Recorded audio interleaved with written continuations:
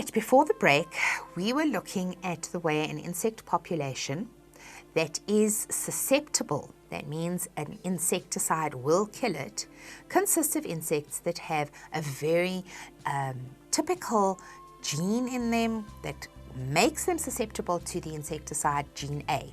Now, let's say that a few individuals mutate by chance and have a different genetic characteristic. Let's call that B, which gives them resistance to the insecticide. It could also be, you must remember, it doesn't always happen as a mutation, that gene B existed in the population for many generations, but because it never conferred any advantage on the individuals with that gene, it was never selected for. But now there is a change in environmental conditions.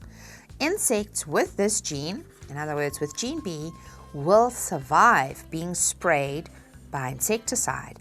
Because they survive, they will be able to produce offspring. And what kind of gene would the offspring have? Gene B, of course. Insects with gene B now have an advantage. Now they have an advantage because they are going to be, they will not die when they're sprayed with insecticide. These little insects have a survival advantage. They are now the fittest insects in the population. They also have a reproductive advantage. This means that they're going to live long enough to produce lots of offspring. And remember that they're able to pass that gene on to their offspring.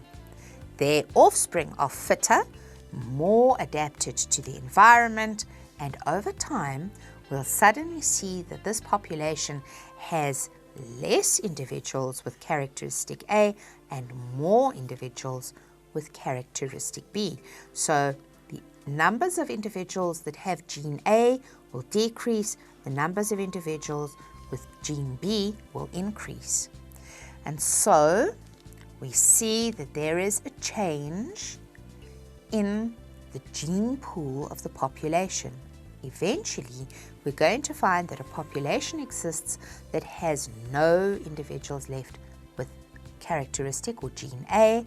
The entire population is insecticide resistant, and then we could say the population has evolved. The pressure here is in fact the insecticide.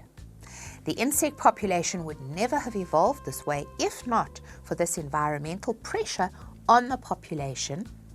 And we say then, we call the insecticide a selective pressure that brought about evolution of that population.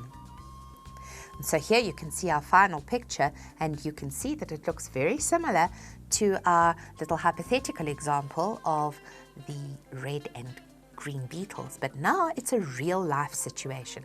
Now it's a real life example of insects that start off, all right, our population starts off being susceptible to the insecticide.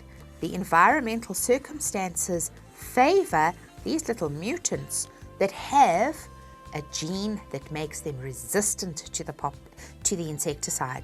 And so over time, all right, over time, not the individuals change, those individuals die, but these individuals are able to pass on their genes to many, many more offspring than our little A individuals that all die out. And so our gene frequency in the population changes over time. Remember that when the population was evolving, the ratio of different genetic types in the population was changing. It's very important. We can't slip into thinking in a Lamarckian way. Each individual within the population did not change. Individuals cannot change, remember? They cannot pass those acquired characteristics, if they do happen to change, on to their offspring. That's an impossibility according to laws of genetics. The frequency of the resistant individuals increased.